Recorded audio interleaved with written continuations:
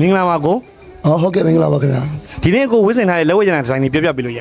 ကျွန်တော်ပြောပြမှာပေါ့ကျွန်တော်ဒီစိန်လက်စွပ်လေးอ่ะပေါ့နော်85သိန်းပေါ့နော်ဒါကျွန်တော်ဈေးနှုန်းပြောရဲဆိုတော့ကြွားတာမဟုတ်ဒါပြောပြတာနော်ပြောပြဒီ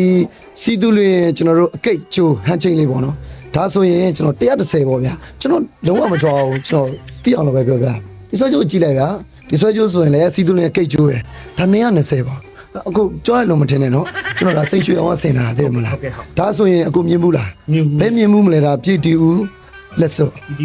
ဒါဆို350 ဟော350 350ဒါကြွားတာမဟုတ်တကယ်မကြွားဘူးဒါဆိုလဲဗျာကျွန်တော်ဒီကြောက်စိမ့်လက်စော65သိန်း 65သိန်း 65သိန်းကျွန်တော်ဒီတိုင်းပဲပုံမှန်ပဲပြောတာပါဒါ